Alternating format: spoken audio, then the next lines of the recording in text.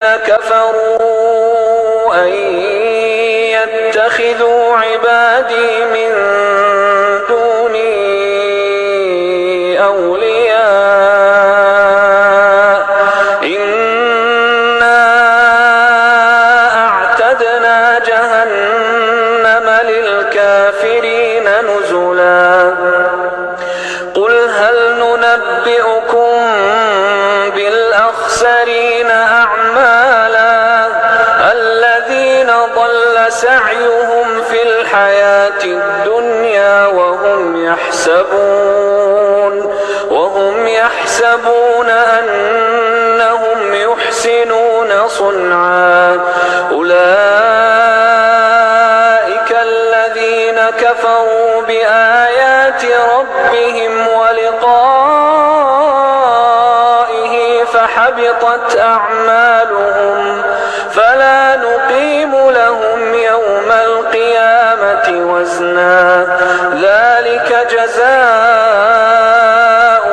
جهنم بما كفروا واتخذوا آياتي ورسلي هزوا إن الذين آمنوا وعملوا الصالحات كانت لهم جنات الفردوس نزلا خالدين فيها لا يبغون عنها حولا قل لو كان البحر مدادا لكلمات ربي لنفد البحر قبل أن تنفد كلمات ربي ولو جئنا بمثله مددا قل إنما أنا بشر مثلكم يوحى إلي أنما إلهكم إله واحد فمن كان يرجو لقاء ربه فليعمل عملا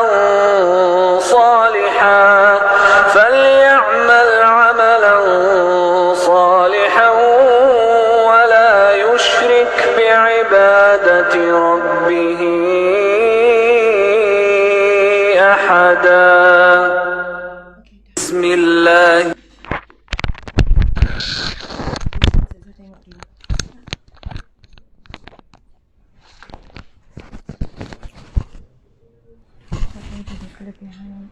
hari Jumaat.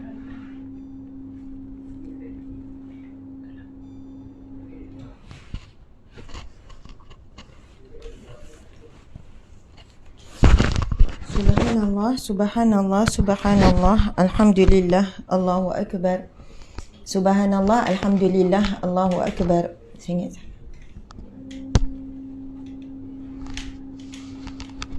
Subhanallah, alhamdulillah, Allahu akbar. A'udzubillahi minasyaitonirrajim. Bismillahirrahmanirrahim. Alhamdulillahi rabbil alamin. Wassalatu wassalamu ala asyrafil anbiya'i wal mursalin wa ala alihi wa sahbihi ajma'in. Cari dulu yang hari Jumaat. Syira, guna je ni telefon. Guna telefon saja.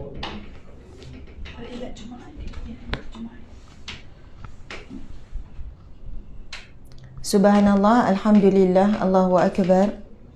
A'udzubillahi minasyaitonirrajim. Bismillahirrahmanirrahim. Alhamdulillahi rabbil alamin. Wassalatu wassalamu ala asyrafil anbiya'i wal mursalin wa ala alihi wa sahbihi ajma'in. Assalamualaikum warahmatullahi wabarakatuh. Alhamdulillah. Segala puji bagi Allah. Wassalatu wassalamu ala asyrafil anbiya'i wal mursalin. Selawat dan salam buat junjungan agung Nabi Muhammad sallallahu alaihi wasallam. InsyaAllah sama-sama kita memperbanyakkan selawat kepada Nabi sallallahu alaihi wasallam.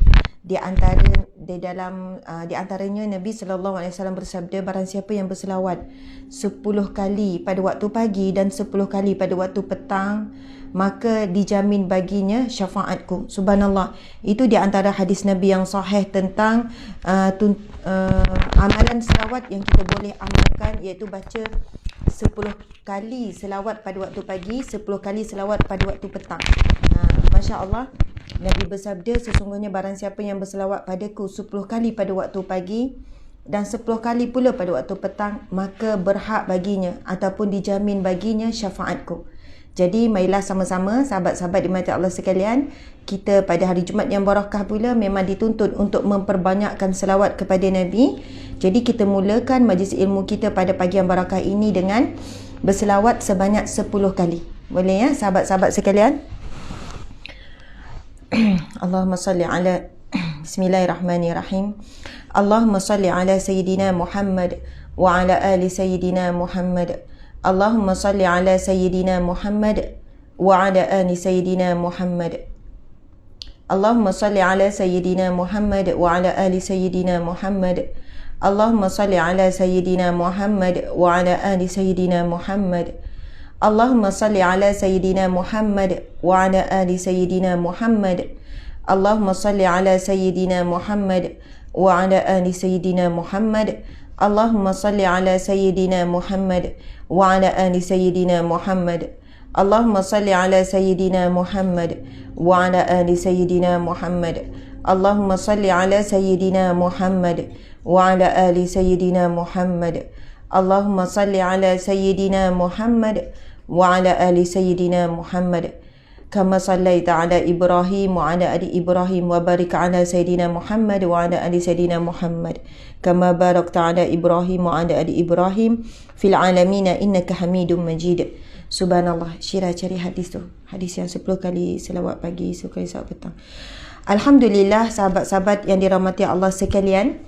Terima kasih kepada semua yang hadir. Yati Hasti, Nur Ali, Jamiah Abdullah, Saidah Ida, Sri Kandi, Yusuf Yuslinda, Subhanallah, Ani Abdullah, Nolela Kamaluddin, Masya Allah, siapa lagi? Fauzia Hanim, Munira Naimah, Masya Allah, Nolela, Susan Roselinda, T Coffee, Nadiatul Husna. Indonesia hadir, Subhanallah, terima kasih.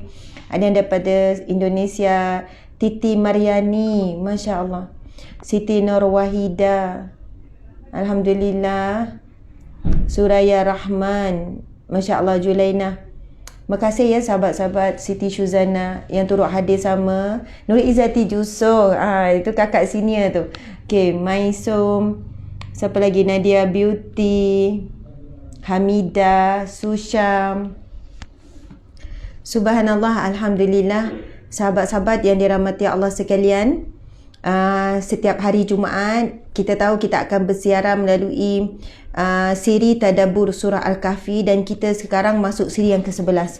Minggu lepas siri dia 11 kan, tapi ada isu teknikal, kami terpaksa delete. Ada isu teknikal lah, tak boleh teruskan. Jadi kita delete Tadabbur Al-Kahfi siri yang ke-11 yang minggu lepas. Jadi kita akan gantikan kepada minggu ini. Jadi walau bagaimanapun, insyaAllah kita akan menambah, kita akan tambah isi kandungan pengisian, bukan sekadar ayat 19-20, kita akan pergi kepada 4 ayat terus pada hari ini. Subhanallah. Jadi sahabat-sahabat dimati Allah sekalian, sebagai mukadimahnya saya ingin memulakan dengan perkongsian sedikit tentang kelebihan hari Jumaat. Subhanallah. Keistimewaan dan kelebihan hari Jumaat. Dan saya minta bantuan sahabat sekalian, boleh kita share perkongsian, tekan butang share kerana kita boleh mengajak lebih ramai orang untuk hadir sama. Kemudian insya-Allah daripada itu kita dapat pahala yang tidak disangka-sangka. Ini berdasarkan sabda Nabi sallallahu alaihi wasallam, barang siapa yang menganjurkan kebaikan lalu dituruti, maka Allah Subhanahu wa taala akan memberikan ganjaran pahala kepadanya sebagaimana orang-orang lain yang melakukannya. Dia akan dicatat baginya pahala orang yang melakukannya. Bayangkan tuan-puan sekalian, berkongsi perkongsian kita pada pagi ini dengan percuma, iaitu tekan butang share dengan tak ada perlu bayaran apa-apa. Kemudian mungkin daripada share tu, orang yang masuk hadir, subhanallah, 5 orang, 10 orang, jadi kita dapat pahala 10 orang hadir majlis ilmu. Tanpa kita tahu siapa, tapi Allah Maha mengetahui, Allah mencatatnya. Jadi Masya Allah tuan-puan sekalian, kalau zaman sekarang mudah kita nak dapat, mudah manusia nak melakukan dosa melalui media sosial, begitu juga mudah untuk kita melakukan pahala, melakukan amal soleh melalui media sosial juga. Apa khabar semua sahabat-sahabat sekalian? Masya Allah, Alhamdulillah. Ya, terima kasih. Mungkin ada orang kata tak pernah tengok, jarang tengok Ustazah pakai tudung warna biru ya. Ini pun boleh ada, warna ini ada warna tudung Ustazah Asma Harun. Ada orang kata, Ustazah, saya tak biasa pakai tudung bulat, saya malu. Saya cadangkan tuan-puan boleh mula dengan hari Jumaat. Mungkin hari Jumaat adalah hari khas pakai pakaian yang khusus untuk hari Jumaat. Hari lain tu kembali pada tudung yang biasa kita pakai, tak ada masalah. Bagi saya tidak ada masalah nak campur-campur fashion tudung. Ada hari pakai bawal, ada hari pakai shawl, ada hari pakai tudung bulat. Ada orang yang saya jumpa dia jadikan khusus kan pakaian dia pada hari Jumaat. Ada pakaian yang lebih baik, lebih sempurna meraihkan kemuliaan hari Jumaat. Okey. Saya nak berkongsi sedikit tentang hari yang paling mulia, iaitu hari Jumaat. Kenapa hari Jumaat ini menjadi hari yang paling mulia? Antaranya, boleh tuliskan nota ya, sebab dengan kita menuliskan nota pun engagement akan naik. Sekarang algoritma FB page semakin susah tuan-puan sekalian, tak seperti dulu. Ada banyak isu-isu lah dari sudut teknikal media ni. Jadi kita perlu saling tolong menolong. Saya suka sangat kalian tinggalkan komen ketika kita sedang live, sebab tulis saja apa-apa, apa yang anda dengar kan, nota, sebab itu sangat membantu. Okey, antara keistimewaan hari Jumaat ialah Allah Subhanahu Wa Taala menciptakan Nabi Adam AS pada hari Jumaat. Seterusnya, Nabi Adam AS dimasukkan ke dalam syurga pada hari Jumaat. Seterusnya, Nabi Adam AS diturunkan dari syurga menuju ke bumi, diturunkan ke bumi pada hari Jumaat. Seterusnya, Allah mewafatkan Nabi Adam AS pada hari Jumaat, dan hari Jumaat juga merupakan hari yang akan berlakunya kiamat. Okey, kita tengok satu hadis Nabi yang sahih riwayat Muslim berkenaan dengan hari Jumaat. Daripada Abu Hurairah radhiyallahu anhu bahawasanya Rasulullah sallallahu alaihi wasallam bersabda, hari paling baik di mana matahari terbit pada hari itu adalah hari Jumaat. Nabi kata, hari yang paling baik di mana matahari terbit pada hari tersebut iaitu hari Jumaat. Pada hari itu Adam diciptakan. Pada hari itu juga Adam dimasukkan ke dalam syurga serta diturunkan dari syurga. Pada hari tersebut terdapat suatu waktu di mana tidaklah seorang mukmin itu salat menghadap Allah, mengharapkan kebaikan kecuali Allah akan memakbulkan permintaannya. Subhanallah. Sahabat-sahabat yang dirahmati Allah sekalian, Nabi SAW bersabda, pada hari Jumaat, Nabi sebut pada hari tersebut terdapat suatu waktu di mana tidaklah seseorang mukmin solat menghadap Allah dengan mengharapkan kebaikan semata-mata daripada Allah, lalu dia meminta dengan Allah, melainkan Allah pasti memakbulkan permintaannya. Jadi tuan-puan sekalian, bagi yang boleh solat pada hari Jumaat, jadikanlah solat yang terbaik. Jadikanlah pada hari Jumaat ni, kalaulah bagi orang Kristian dia ada hari Sabtu adalah hari yang paling utama bagi dia. Agama lain pula ada hari-hari tertentu yang mana pada hari tersebut dia mengurangkan aktiviti dunia. Dia memperbanyakkan aktiviti agama. Jadi bagi kita pula orang Islam, bila masuk hari Jumaat, kita namakan sebagai dia penghulu segala hari dan pesta ibadah. Nak sebut perkataan pesta tu tak sedap, ataupun kita sebut sebagai satu hari kemuliaan kita lah. Yang mana pada hari Jumaat, kalaulah kita ni sibuk, setiap hari sibuk, Isnin, Selasa, Rabu, Khamis, lepas tu Sabtu, Ahad juga sibuk, tapi bila tiba hari Jumaat, Al-Quran lebih banyak dibaca pada hari Jumaat. Kalaulah pada hari lain kita rasa susah, Kan hari lain kita rasa susah nak amalkan solat sunat qabliyah, ba'diyah, solat sunat sebelum selepas tu kan. Tapi bila hari Jumaat kita jaga.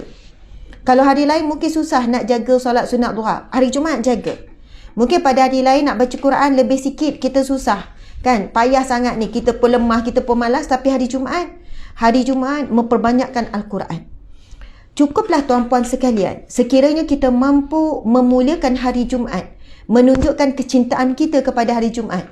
Sebab kelebihan hari Jumaat ini disebut di dalam hadis Nabi SAW tentang kelebihan-kelebihannya. Subhanallah. Begitu juga dengan kelebihan berselawat pada hari Jumaat. Kelebihan berselawat pada hari Jumaat. Ada kelebihan berselawat pada hari Jumaat, contohnya subhanallah, Nabi SAW bersabda tentang kelebihan berselawat pada hari Jumaat. Masya Allah.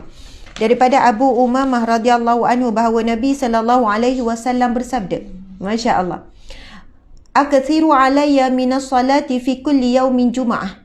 Perbanyakkanlah berselawat ke atasku pada setiap hari Jumaat. Ini Nabi SAW sendiri yang meminta kepada kita. Hadis ini adalah hadis Hasan. Aktsiru alayya minas salati fi kulli yaumi Jum'ah. Perbanyakkan berselawat kepadaku pada hari Jumaat. Fa innahu man shalla alayya salatan wahidatan sallallahu alaihi biha 10 salawat. Sesungguhnya siapa yang bersalawat kepadaku sebanyak 10 kali, bersalawat kepadaku dengan 1 kali, Allah akan bersalawat kepadanya sebanyak 10 kali. Subhanallah. Pasal sedekah ada tak? Sahabat-sahabat yang dirahmati Allah sekalian, Masya Allah, tuan-puan yang dirahmati Allah sekalian, kita jadikan hari Jumaat adalah hari kemuliaan dan kita muliakan hari Jumaat, insya-Allah mati hari Jumaat. Maksudnya kita menunjukkan kecintaan kita. Kita menunjukkan kita ini memuliakan dan kita sangat sayang pada hari Jumaat. Kita sangat mencintai hari Jumaat. Mudah-mudahan asbab tersebut kita akan diterima oleh Allah hajat kita, permintaan kita, keinginan kita untuk mati, meninggal pada hari Jumaat. Subhanallah, Allahu Akbar. Okey. Seterusnya, daripada Abu Hurairah radhiyallahu anhu meriwayatkan bahawa Rasulullah sallallahu alaihi wasallam bersabda, khairu yaumin tala'at alaihi syamsu yaumul jum'ah, fihi khuliqa Adam wa fihi udkhila al-jannah wa fihi ukhrija minha wa la taqumu sa'ah illa fi yaumil jum'ah. Sebaik-baik hari yang matahari terbit padanya adalah hari Jumaat. Pada hari inilah Adam alaihissalam diciptakan. Pada hari ini Adam alaihissalam dimasukkan ke dalam syurga. Dan pada hari ini jugalah baginda dikeluarkan dari syurga dan tiadalah kiamat akan terjadi kecuali pada hari ini, iaitu pada hari Jumaat. Hadis riwayat Muslim radhiyallahu anhu, hadis yang sahih. Subhanallah, Allahu Akbar. Dan adalah berapa lagi kelebihan hari Jumaat. Tuan-puan sekalian, itu kelebihan yang pertama disebut dalam hadis Nabi. Pelbagai kelebihan kan, kerana ada peristiwa sejarah yang besar. Kan, sejarah besar ni bukan bagi umat Islam saja, bagi seluruh alam dan sebagai seluruh manusia. Tentang penciptaan terbitnya matahari, tentang Adam alaihissalam dan sebagainya. Yang kedua, tuan-puan sekalian, hari Jumaat merupakan hari kaum muslimin. Orang Islam, hari kebesaran dia adalah pada hari Jumaat. Masya Allah. Jika kita lihat daripada sabda Nabi SAW, Allah menyesatkan orang-orang sebelum kami pada hari Jumaat, Yahudi pada hari Sabtu dan Nasrani pada hari Ahad. Kemudian Allah mendatangkan kami petunjuk pada hari Jumaat. Mereka umat sebelum kami akan menjadi pengikut pada hari kiamat. Kami adalah yang terakhir daripada penghuni dunia, dan yang pertama pada hari kiamat dia akan dihakimi sebelum umat yang lain. Masya Allah. Menurut tafsir Ibnu Katsir, hari Jumaat, hari ini dinamakan Jumaat. Ini kita tengok sejarah sikit. Kenapa hari Jumaat diberi nama Jumaat? Siapa tahu? Kan, asal perkataan Jumaat dan kenapa diberi nama Jumaat. Balik nanti cerita kepada anak-anak kan, berkongsi. Nama hari Jumaat kerana merupakan ambilan daripada kata al-jam'u yang artinya berhimpun. Jama'ah maksudnya jamak. Jamak ni banyak. Jamak kan, kalau kita belajar bahasa Arab, kita ada perkataan mufrad. Mufrad ni seorang. Lepas tu musanna. Musanna 2 orang. Kalau jamak maksudnya lebih daripada 2 orang. Jamak ni maksudnya banyak, ramai. Kemudian bila sebut al-jam'u yang artinya berhimpun. Kerana umat Islam pada hari Jumaat itu berhimpun di masjid, diwajibkan lelaki berhimpun di masjid. Dan hari Jumaat juga membawa maksudnya dihimpunkan segala kebaikan pada hari Jumaat. Antara 7 hari, bila sampai hari Jumaat, Jumaat ni maksudnya banyak himpun. Sama juga dengan perkataan jima'. Jima' kan, bagi suami isteri, dia maksud dia berhimpun suami isteri. Jima' maksudnya melakukan hubungan kelamin, hubungan intim suami isteri. Mereka berkumpul, mereka bersatu. Jadi pada hari Jumaat ini bersatu kebaikan, berkumpul kebaikan. Dari sudut rahmat Allah, rezeki Allah, dari sudut pengampunan Allah, Allah memakbulkan hajat orang yang meminta pada hari Jumaat dan sebagainya. Masya Allah, Allahu Akbar. Sebab itu pada hari Jumaat kita memperbanyakkan. Kalau hari lain tu kurang sikit ibadah, kurang sikit baca Quran, kurang sikit zikrullah, kurang sikit perkara-perkara lain. Tapi bila tiba hari Jumaat, kita kurangkan pekerjaan-pekerjaan dunia yang kita boleh tangguh pada esok. Tapi perbanyakkan selawat, perbanyakkan baca Quran, banyakkan berdoa. Ada waktunya hari Jumaat Allah tidak akan tolak doa seseorang hamba-Nya, tak akan tolak. Okey. Subhanallah. Di dalam satu hadis Nabi SAW yang lain menceritakan tentang kelebihan hari Jumaat ini, Nabi bersabda daripada Abu Hurairah, Jumaat dinamakan sebagai Sayyidul Ayyam, penghulu segala hari. Subhanallah. Dan bermaksud Sayyidul Hayyam juga, kita tengok dalam hadis riwayat Ahmad, hadis yang panjang. Subhanallah, Nabi bersabda, hari Jumaat adalah penghulu segala hari, dan hari Jumaat paling mulia di sisi Allah Subhanahu Wa Taala. Hari Jumaat ini lebih mulia daripada hari raya Aidul Fitri. Subhanallah, Nabi sebut hari Jumaat lebih mulia daripada hari raya Aidul Fitri dan Aidul Adha di sisi Allah. Pada hari Jumaat terdapat 5 peristiwa.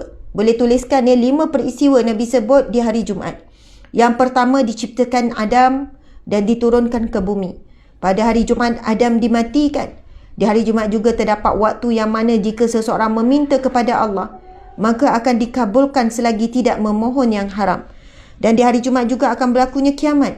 Tidaklah seorang malaikat yang dekat di sisi Allah di muka bumi dan di langit kecuali dia dikasihi pada hari Jumaat. Hari Jumaat adalah hari Allah membuka kasih sayangnya. Allah melimpahkan kecintaannya kepada hamba-Nya. Subhanallah, Allahu Akbar. Jadi begitulah antara kelebihan-kelebihan hari Jumaat. Antaranya adalah disebutkan juga pada hari Jumaat para malaikat turun seramainya di muka bumi Allah Subhanahu Wa Taala. Kita tengok apa yang dituliskan di sini. Pada hari Jumaat Allah Subhanahu Wa Taala mengutus para malaikat turun ke bumi. Di tangan terdapat mereka tinta kalam dan kertas-kertas daripada perak. Tinta kalam daripada emas, tinta daripada perak. Mereka berdiri dan menunggu di pintu-pintu masjid bagi mencatat nama-nama mereka yang hadir ke masjid dan mendirikan solat Jumaat. Allah Subhanahu Wa Taala berfirman, wahai malaikatku, demi kemuliaan dan kebesaranku, sesungguhnya aku telah ampunkan mereka. Mereka tidak berdosa sedikit pun. Banyak lagi tuan-tuan puan-puan sekalian. Masya Allah, subhanallah. Yang mana diceritakan ni, subhanallah, banyak sebenarnya kelebihan hari Jumaat. Okey. Dan kelebihan sedekah pada hari Jumaat juga dilebihkan berbanding hari-hari yang lain, di mana ada satu disebutkan oleh Imam Ibn Qayyim, sedekah pada hari Jumaat lebih utama dengan sedekah pada 6 hari lainnya, seumpama sedekah pada bulan Ramadan dibanding bulan-bulan yang lain. Masya Allah. Jadi siapa yang melakukan infak ataupun sedekah pada hari Jumaat, kelebihannya umpama bulan Ramadan berbanding bulan yang lain. Jadi kita bila bukan berada di bulan Ramadan, sedekahlah pada hari Jumaat, kerana kelebihan sedekah pada hari Jumaat umpama lebih baik daripada 6 hari sebelumnya. Tapi jika ada orang yang memerlukan sedekah kita, orang susah, orang lapar ke dan sebagainya, maka kita boleh saja terus mengutamakan memberikan ketika orang memerlukan, itu juga afdal. Tapi jika tidak ada situasi yang terdesak sesiapa yang memerlukan pertolongan, maka boleh saja kita tangguhkan sedekah kita untuk dilakukan pada hari Jumaat. Masya Allah, kita pun ada kongsikan tentang infak Jumaat. Tuan-tuan, puan-puan sekalian, kita sahabat Amal Care, walaupun nampak kurang Ustazah share aktiviti kebajikan, tapi aktiviti kebajikan berjalan setiap hari, setiap masa. Kita membantu asnaf fakir miskin di seluruh Malaysia, dan kita masih lagi tetap terus membantu masa-masa banjir untuk mereka pulih daripada kesan banjir hari itu. Alhamdulillah, subhanallah, muslimin muslimat yang dirahmati Allah sekalian. InsyaAllah kita akan masuk ke tadabbur surah Al-Kahfi, dan kali ini kita akan bakal membicarakan tentang tadabbur siri yang ke-11. Harap sahabat-sahabat sekian boleh terus dengan saya lebih kurang dalam 20 minit saja sehingga pukul 9. Kita akan masuk ke ayat yang seterusnya tadabbur Al-Kahfi kita ni, iaitu berkenaan dengan kisah ketika Ashabul Kahfi mula bangun daripada tidur mereka. Subhanallah. Alhamdulillah, Masya Allah. Tak payah Ustazah duduk. Okey. A'udzubillahi minasyaitanirrajim. Boleh ya kita baca sama-sama? Bismillahirrahmanirrahim. Wa kadzalika ba'atsnahum liyatasaalu bainahum. Qala qailun minhum kam labistum? Qalu labisna yawman aw ba'da yawm. Qalu rabbukum a'lamu bima labistum fab'athu ahadakum biwariqikum hadhihi ila al-madinah falyanzur ayyuha azka ta'aman falyatikum birizqin minhu walyatalattaf wala yush'iranna bikum ahada. Sadaqallahul azim. Subhanallah. Muslimin muslimat yang mati Allah sekalian, ini kita sedang membacakan firman Allah ayat yang ke-19 surah Al-Kahfi. Masing-masing boleh buka Al-Quran masing-masing dan kita boleh merujuk sama-sama ya. Kita akan bincangkan kali ini ayat 19 yang bermaksud, dan demikian pula kami bangkitkan mereka, iaitu Ashabul Kahfi, daripada tidurnya. Berapa kali? 309 kali. Supaya mereka bertanya-tanya sesama sendiri. Salah seorang di antara mereka bertanya, Berapa lama kamu tidur? Sebahagian dari mereka menjawab, kita telah tidur selama sehari ataupun sebahagian dari sehari. Kenapa mereka boleh menyangka ataupun terfikir mereka hanya tidur selama satu hari ataupun sebahagian dari sehari? Kita dah bincangkan pada ayat yang sebelum ini, kerana apabila mereka bangkit, keadaan mereka sama saja. Dari segi kulit mereka, dari segi wajah mereka, baju mereka, rambut ataupun janggut. Jadi tak nampak perubahan, janggut manja, muka jadi tua, mengkerekot, tak. Mereka masih kekal sebagaimana mereka tidur. Sebab itu mereka terfikir, bila bertanya sama mereka berapa lama tidur, sebahagian mereka meneka mungkin setengah hari, mungkin satu hari. Subhanallah. Sebahagian lagi daripada mereka berkata, Tuhan kamu lebih mengetahui. Sebahagian lagi kata, Allah Maha mengetahui. Kita pun tak tahu berapa lama kita tidur. Subhanallah. Betapa hebatnya sikap dan sifat Ashabul Kahfi. Sebahagiannya selalu apa-apa terus menyerahkan ataupun menyandarkan kepada Allah. Allah Maha mengetahui. Cepat-cepat saja. Padahalnya mungkin kalau fikirkan, sahabat tu bila dia menyangkakan, dia kata mungkin setengah hari, mungkin satu hari, bukanlah perkara yang melibatkan dosa bila sebut begitu kan dan sebagainya. Tetapi ada di kalangan Ashabul Kahfi, apa-apa pun disadarkan Allah Maha mengetahui. Macam itulah. Jadi tak payahlah teka-teka, Allah Maha mengetahui. Jadi kadang-kadang kita boleh apply dalam kehidupan kita, tuan-puan sekalian. Bila ada sesuatu yang kita tidak tahu, kadang-kadang subhanallah, contohnya lah bila orang yang selalu bertanya dengan saya kan, Ustazah, kenapa benda ni berlaku pada saya, kenapa suami saya buat begini kan? Sebab apa saya selalu cerita pasal hal-hal rumah tangga? Sebab ramai orang jumpa saya, orang perempuan akan cerita masalah, kenapa Ustazah suami saya contoh orang tua. Saya kalau cerita orang tua memang saya sedih, tuan-puan sekalian. Tiba-tiba Ustazah nak bercerita pula. Kadang-kadang saya tak ada jawapan. Saya memang tak ada jawapan, melainkan saya jawab, Wallahu alam, Hajah, Allah Maha mengetahui. Allah Maha mengetahui. Lepas tu dia diam, dia kata, Ustazah, Allah Maha mengetahui kan? Allah paling tahu kenapa kan Allah buat begini. Saya kata, ya Hajah, Allah Maha mengetahui. Hajah tanya saya kenapa, saya tak tahu, tapi Allah Maha mengetahui. Jadi bila pemuda Ashabul Kahfi menyebutkan tentang Allah Maha mengetahui ni, kenapa Syirah? Bila Ashabul Kahfi menyebutkan tentang Allah Maha mengetahui, perkataan tu kita kena selalu sebut. Saya sendiri kadang-kadang ada rancang-rancang sesuatu tak jadi, lepas tu kan rasa macam terduduk. Kenapalah? Lepas tu ayat yang menguatkan, Allah Maha tahu, Allah Maha tahu, Allah Maha mengetahui kenapa. Jangan biarkan kata-kata tu diisi dengan bisikan syaitan.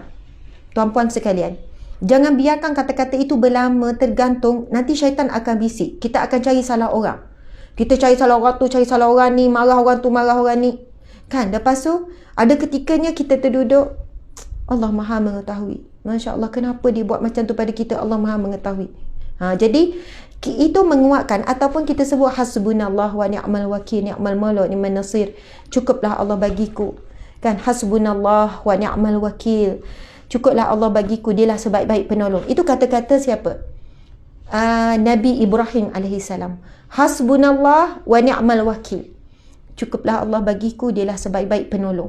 Itu kata-kata Nabi Ibrahim AS dalam keadaan situasi buntu, dalam keadaan situasi memerlukan macam tak boleh nak buat apa. Ini ketika Nabi Ibrahim AS ketika tu dah nak dibaling, nak dilemparkan ke dalam api yang sedang marak oleh oleh Raja Namrud, kan? Api yang terlalu marak, ketika nak dilemparkan dah, subhanallah, ya tidak ada daya, tidak ada upaya, tak boleh siapa yang bantu, dan Nabi Ibrahim pun tak boleh nak buat apa-apa ketika itu. Suara tak jelas ke? Pasal? Okey je. Okey, relax ya, jangan buat apa-apa jadi ustazah terganggu. Okey. Jadi sahabat sekalian, apabila kena letak sebelah sebab ustazah jauh ni. Faham tak? Sini kamera sini pula duduk belah sini. Oh, Ustaz posisi depan. Okey, tak apa. Subhanallah, ketika Nabi Ibrahim AS dicerita dalam satu riwayat, malaikat Jibril datang menawarkan pertolongan kepada Nabi Ibrahim AS. Wahai Ibrahim, maukah aku membantumu ketika nak dilemparkan ke dalam api? Lalu Nabi Ibrahim menjawab, hasbunallah wa ni'mal wakil. Cukuplah Allah bagiku, dialah sebaik-baik penolongku. Masya Allah, bayangkan ya. Itu keyakinan Nabi Ibrahim AS, Khalilullah, kekasih Allah. Jadi kita sebenarnya bila berlaku sesuatu, kita jangan mudah rasa macam down. Kita rasa ya memang kita akan down dan sebagainya, tapi kita boleh ucapkan kalimah hasbunallah wa ni'mal wakil. Cukuplah Allah bagiku, dialah sebaik-baik penolong. Maka Allah akan hantar manusia yang boleh betul-betul bantu kita. Tapi kalau kita ada masalah, kita hubungi 10 orang, belum tentu 10 orang boleh tolong kita. Cerita, aku nak minta tolong kau ni, gini-gini. Cerita dah lah 15 minit. Kawan tu pun jawab, minta maaf lah, aku pun tak tahu nak tolong mana. Tak apalah, nak macam mana kan, maaflah dah ambil masa kau. Telefon lagi orang kedua. Kalaulah kita ni minta tolong manusia dulu sebelum minta tolong dengan Allah, mungkin tak terbuka pintu-pintu pertolongan tu. Tapi kalaulah bila ditimpa sesuatu, kita rasa kita tak mampu ni nak handle, jangan tunggu tak mampu nak handle. Terus bila berlaku sesuatu, hasbunallah wa ni'mal wakil. Cukuplah Allah bagiku, dialah sebaik-baik penolong. Wa ni'mal wakil, sebaik-baik penolong, sebaik-baik pelindung. Subhanallah, Allahu Akbar. Itu juga satu zikir kita dalam keadaan ketakutan kan. Dengar berlaku ada jiran kena COVID, lepas tu apa-apalah semua kita rasa bimbang, takut, kita terus sebut hasbunallah wa ni'mal wakil. Kita ni kalau ada sahabat-sahabat jiran-jiran kita kena COVID, janganlah kita menjauhkan diri, janganlah kita trauma, tak dekat. Janganlah buat begitu. Terlalu ramai saya tengok orang yang kena COVID positif, dia dah pulih, tapi orang menjauhkan diri, berlaku pula tekanan mental, emosi kepada mereka. Okey, jadi mudah-mudahan kita ini kuat beriman dan yakin terhadap perlindungan Allah Subhanahu Wa Taala. Saya nak cerita satu kisah seorang wanita ni, umur dia dah 50 lebih, tuan-tuan puan sekalian. Kisah benar. Saya dulu banyak kes, umur 50 lebih, dah pencen umur 60 lebih. Suami pun dah tua lah, umur 60 lebih kan, umur 60 lebih, 50 lebih. Tapi Allah uji suami tu tiba-tiba jatuh cinta pada orang muda kan. Yelah, orang muda nak bandingkan dengan isteri dah 50 lebih, nak banding dengan orang muda umur 20 lebih, jauhlah bezanya dari sudut fizikal ya, dari sudut fizikal. Lalu si suami ni lupa semua. Nak kata kena mandrem tak juga, tapi tak mampu nak mengawal nafsu tu lah. Akhirnya ditinggalkan isteri ni kan, kahwin dengan isteri baru yang muda, perempuan yang muda, subhanallah. Kemudian yang wanita ni diceraikan suami.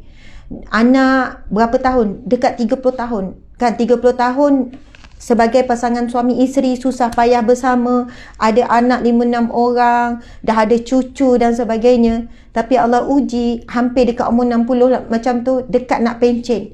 Duit pencen nanti dapat banyak, dapat macam-macam lagi. Subhanallah, Allah uji dengan wanita yang muda. Kemudian yang isteri ni cerita pada saya, dia kata, Ustazah, saya jelas sangat nampak wanita ni tak ikhlas dengan suami saya. Wanita ni siap bagi warning lagi pada saya. Makcik, kalau makcik halang, gini, saya akan pastikan suami makcik jadi suami saya. Macam tu sekali.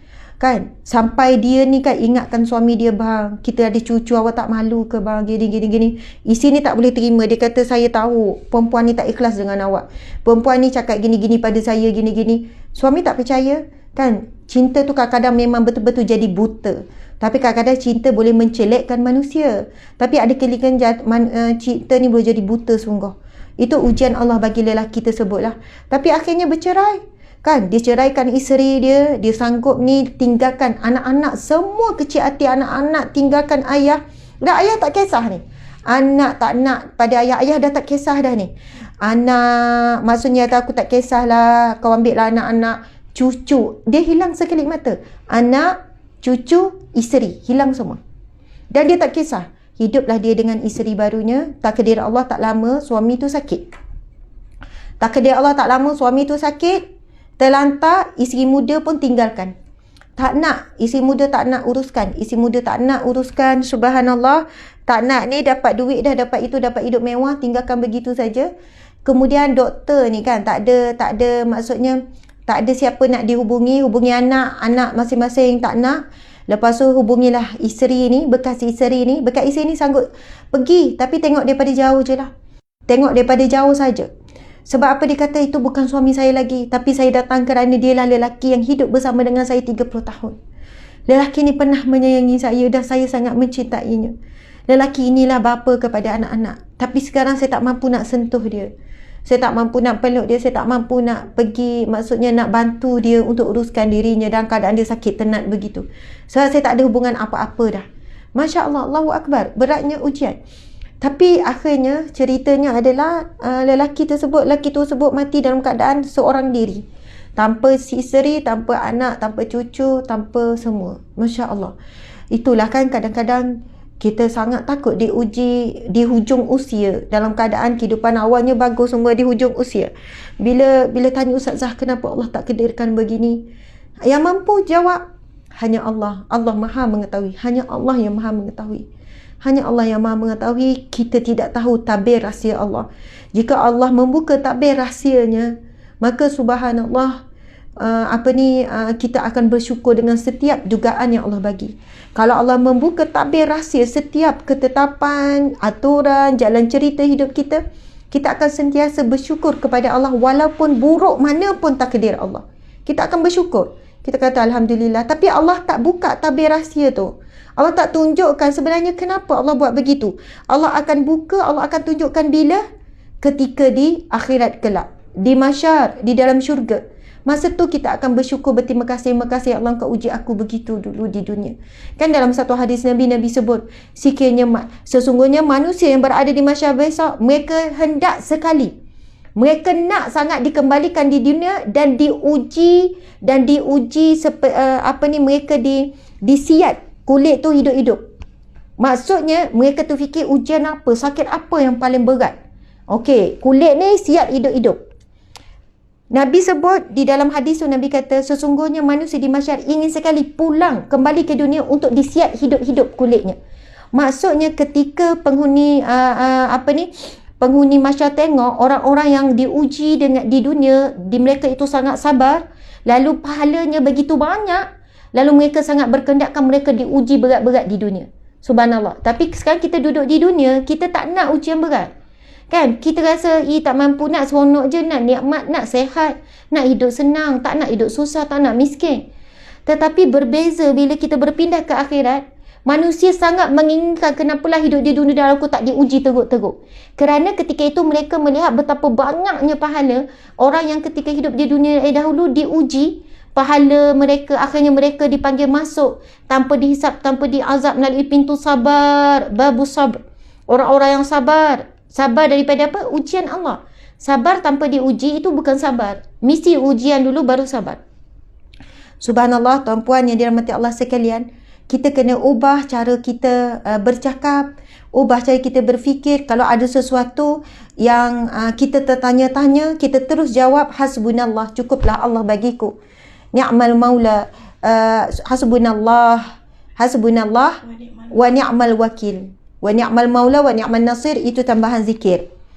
Hasbunallah wa ni'mal wakil. Cukuplah Allah bagiku, dialah sebaik-baik penolong, sebaik-baik pelindung. Masya Allah. Okey, sahabat sekalian, mari kita sambung. Okey, maksudnya Tuhan kamu lebih mengetahui tentang lamanya kamu tidur. Masya Allah. Sekarang utuslah salah seorang daripada kamu membawa wang perak kamu ini ke bandar. Kemudian biarlah dia mencari dan memilih mana-mana jenis makanan yang lebih baik lagi halal yang dijual di situ. Bayangkan ya, dalam keadaan mereka lapar, mereka bimbang, mereka takut sebab mereka tak tahu lagi ni. Bimbang, takut keluar, mereka masih lagi dicari, diburu oleh Raja Dicyanus dan juga tentera-tenteranya. Tapi sempat lagi berpesan bawa wang perak ini ke bandar, kemudian biarlah dia mencari dan memilih jenis makanan yang baik lagi halal. Halalan tayyiba. Subhanallah. Tak ada fikir cari je lah apa-apa, kita dah terdesak lapar sangat dah ni. Tak, sempat pesan cari ya makanan yang halal, yang baik. Kemudian hendaklah ia membawa untuk kamu sedikit habuan daripadanya. Dan hendaklah ia berlemah lembut dengan bersungguh-sungguh semasa di bandar. Dan janganlah dia melakukan sesuatu yang menyebabkan sesiapa pun menyedari hal kamu. Dia pesan lemah lembut, kemudian bersungguh-sungguh. Ni, buat kerja tu sungguh-sungguh, maksudnya lemah lembut dan berhati-hati, bersungguh-sungguh. Dan jangan buat sesuatu yang menimbulkan syak wasangka orang sehingga orang tahu siapa kita ni. Masya Allah. Okey, kita tengok penerangan sikit. Allah Subhanahu Wa Taala berfirman, wa kadzalika ba'atsnahum, dan demikianlah pula kami bangkitkan mereka daripada tidurnya. Allah Subhanahu Wa Taala berfirman, sebagaimana kami telah tidurkan mereka, maka kami bangunkan mereka sama seperti keadaan mereka ditidurkan. Itulah bila sebut wa kadzalika ba'atsnahum, dan demikianlah pula kami bangkitkan mereka dari tidurnya.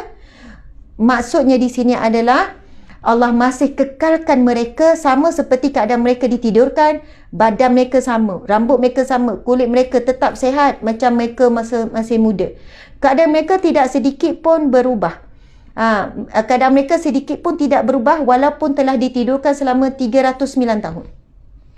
Oleh kerana itu, apabila mereka dibangunkan, mereka saling bertanya, kam labistum? Sudah berapa lamakah kamu berada di sini? Atau sudah berapa lama kita tertidur di sini? Subhanallah. Okay, kita tengok lagi firman Allah. Qalu labisna yawman aw ba'da yawm. Mereka berkata, labisna. Mereka menjawab, kita berada di sini sehari ataupun setengah hari. Hal itu kerana mereka masuk ke dalam gua pada permulaan siang. Mereka masuk ke dalam gua pada awal siang, sahabat-sahabat sekalian. Dan mereka bangun pada akhir siang. Sebab itu mereka fikir masuk pagi, sekarang dah hujung siang, kita mungkin setengah hari ataupun satu hari. Oleh kerana itu, mereka berpendapat bahawa mereka tertidur selama hanya setengah hari. Qalu rabbukum alamu bima labistum. Rabbmu lebih mengetahui apa yang kalian alami. Subhanallah. Qalu rabbukum alamu bima labistum. Ayat ni pun sebenarnya kita boleh gunakan dalam situasi kita. Contoh kalau ada anak, sahabat-sahabat kita ke kan yang bertanya, kita jawab, Rabbukum a'lamu bima labistum. Rabbukum a'lamu bima labistum. Sebab labistum ni bukan bermaksud maksud tidur saja. Labistum ni membawa maksud juga apa yang kamu alami. Masya Allah. Jadi kalaulah ada orang bertanya pada kita kenapa, kita boleh jawab Rabbukum a'lamu bima labistum. Tuhan kamu lebih tahu apa yang kamu alami. Allah lebih tahu apa yang kamu lalui, apa yang berlaku. Subhanallah, ini adalah perkataan orang yang kuat akidahnya dengan Allah. Jadi Ashabul Kahfi adalah pemuda contoh yang kita perlu cerita kepada generasi, kepada anak-anak. Wahai anakku, contohilah Ashabul Kahfi. Bila mereka bertanya tentang sesuatu, mereka terus sandarkan kepada Allah. Dan orang yang selalu menyandarkan kepada Allah mesti dapat petunjuk daripada Allah. mesti dapat pertolongan daripada Allah Subhanahu Wa Taala. Tapi sebab kita ni banyak nak kaji sendiri. Kenapa ya? Why ya? Kenapa ni? Nak cari jawapan sendiri. Tak menyandarkan kepada Allah. Akhirnya kita kurang dapat perhatian, pertolongan, petunjuk daripada Allah Subhanahu Wa Taala. Allahu Akbar. Dan kita ingatlah ayat yang ke-10 Ashabul Kahfi. Memang Ashabul Kahfi dah tunjuk bagaimana sikap mereka ketika melarikan diri dengan doa Rabbana atina min ladunka rahmah. Ya Allah, aku mohon daripada sisimu rahmatmu. Kurniakanlah bagi kami rahmatmu. Wa hayyi lana min amrina rasyada. Dan tunjukilah dalam urusan kami ini petunjukmu yang jelas. Subhanallah, Allahu Akbar. Jadi kalimah ini tuan-puan sekalian, jadikanlah satu kalimah ajaib kekuatan kita. Qalu rabbukum a'lamu bima labistum. Sesungguhnya Allah Maha mengetahui apa yang kamu alami, apa yang kita alami. Masya Allah. Maksudnya Allah lebih mengetahui apa yang mereka alami dia dalam gua tersebut dan berapa lama mereka tertidur di sana. Okey, kita tengok kemudian mereka beralih kepada urusan yang lebih penting bagi mereka saat itu, iaitu keperluan makan dan minum untuk tubuh badan mereka. Kemudian kita tengok ayat seterusnya, famansu ahadakum biwariqikum hadhihi ilal Madinah. Maka suruhlah salah seorang di antara kamu pergi ke kota dengan membawa wang perak ini. Menurut Ibnu Katsir, ketika para pemuda Al-Kahfi ini dalam perjalanan melarikan diri menuju ke gua tersebut, mereka membawa bersama beberapa dirham untuk memenuhi keperluan asas mereka. Mereka turut bersedekah dengan wang tersebut. Apabila mereka sampai ke gua, masih terdapat wang berbaki. Masya Allah, Allahu Akbar. Cuba kita lihat menurut Ibnu Katsir, ketika para pemuda Al-Kahfi ini dalam perjalanan melarikan diri menuju ke gua tersebut, mereka membawa bersama berapa dirham untuk memenuhi keperluan. On the way, Ashabul Kahfi nak tuju ke gua untuk menyelamatkan diri dan akidah mereka. Sebab mereka ni dalam keadaan diugut oleh raja yang zalim. Maksudnya situasinya sebenarnya agak ketakutan lah untuk menyelamatkan diri. Lalu dalam perjalanan tu mereka turut bersedekah dengan wang tersebut. Apabila mereka sampai ke dalam gua, masih terdapat wang berbaki. Sahabat-sahabat dirahmati Allah sekalian, kita jadikanlah amalan kita bila susah sedekah. Bila sebut sedekah, kita tak terikat banyak atau sedikit, mengikut kemampuan masing-masing. Tapi berilah sedekah sebaik yang mungkin. Bukan ambil yang level paling bawah. Kalau kita mampu bagi lebih daripada RM1, bagi. Mampu lebih bagi RM10, bagi. Jangan selalu level sedekah tak pernah naik, sedangkan level rezeki dah naik, tapi level sedekah tak naik. Jadi kita bila Allah dah naikkan level rezeki kita, naikkanlah level sedekah. Subhanallah. Sebagai tanda kesyukuran dengan limpahan rezeki Allah bagi, iaitu kita kembalikan kepada Allah. Sebab rezeki itu datang daripada Allah, kita kembalikan semua kepada Allah, Allah akan menambah. Itu hadis Nabi, barang siapa yang berinfak, maka Allah akan berinfak kepadanya. Siapa yang berhenti berinfak, maka Allah juga akan berhenti memberi kepadanya. Nauzubillah min zalik. Jadi sahabat-sahabat yang dirahmati Allah sekalian, kita dalam keadaan sedih, sedekah. Dalam keadaan sempit, sedekah. Dalam keadaan kita sedang kecewa dengan orang, sedekah. Dalam keadaan kita mengharap sesuatu sangat, sedekah. Allahu Akbar. Banyak sangat kelebihan fadilat sedekah ni sahabat-sahabat yang dirahmati Allah sekalian. Antaranya sabda Nabi SAW. Masya Allah. Sabda Nabi yang sahih, hadis riwayat Muslim tentang bab sedekah. Sebab kita baca tadi, Ashabul Kahfi ni dalam keadaan dia nak pergi menyelamatkan dirinya ke gua, dia sempat melakukan sedekah.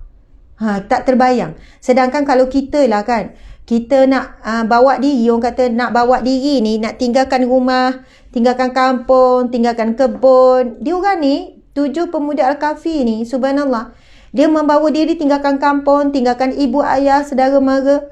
Kalau kita fikir, kalau kita melarikan diri, duit tu memang tak bagi orang lah. Sebab kita fikir berapa lama lagi. Kan, duit ni tak tahu untuk bertahan berapa lama. Mereka bawa tak banyak pun. Tapi sempatlah on the way tu, mungkin nampak ada fakir miskin ke, nampak ada pengemis ke, sempat mereka melakukan sedekah. Subhanallah. Maksudnya lakukan sedekah ini bukan ketika kita senang lapang duit banyak saja. Afdal melakukan sedekah ketika kita memerlukannya. Ini disebut dalam hadis Nabi yang lain. Bila seorang sahabat bertanya, ya Rasulullah, hadis sahih ya sahabat-sahabat, bilakah waktunya sedekah paling utama, paling afdal? Lalu Nabi menjawab, ketika kamu sihat dan kamu membutuhkannya, kamu memerlukannya, kamu berkeinginan kepadanya dan kamu mampu untuk memanfaatkannya. Nabi kata itulah waktu sedekah paling afdal. Dan Nabi sebut, dan sedekah yang sangat sedikit nilai rendahnya, ataupun bahkan dikatakan itu bukan sedekah lagi, iaitu apabila nyawa kamu telah pun maksud dihalkum, ataupun saat kamu dah nazak, lalu kamu membahagikan ini untuk orang ini bagi orang ini bagi ini. Nabi kata sedangkan ketika itu hartamu memang sudah berpindah. Maksud orang nazak, memanglah kan orang nazak dah tak boleh dah nak, tak fikir dah nak makan, tak fikir dah pasal duit dalam akaun tu. Jadi masa tu barulah nak sebut dalam akaun CMB tu infak ya ke sahabat Amakil Ustazah Asma. Contohlah ya. Dalam akaun tu ni. Nabi kata saat itu ia bukan milik dia lagi harta. Sebab memang dah confirm dia dah nak meninggal. So bila dia meninggal jadi harta tinggalan, maka harta itu dah berpindah milik, bukan milik dia lagi. Masya Allah, Allahu Akbar.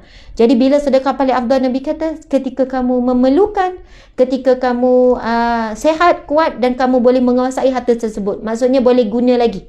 Sebab itu kita tengah sihat ni kan, kita akan rasa macam yelah duit tu nanti habis Covid nak pergi berjalan New Zealand. Habis Covid nanti tak lama dah ni Covid ni nak pergi umrah contohnya. Betul niat tu okey. Habis Covid ni duit ni nanti sekian-sekian. Tapi mana tahu meninggal dulu sebelum habis PKP apa, jangan ditangguhkan. Masa berkeinginan itulah Nabi kata kamu bersedekah. Itu waktu paling afdal sedekahnya. Pahalanya berganda-ganda. Masya Allah. Dalam sabda Nabi yang lain, Nabi bersabda, Bismillahirrahmanirrahim. Man nafasa an mu'minin kurbatan min kurabid dunya nafasallahu anhu kurbati min kurabi yaumil qiyamah.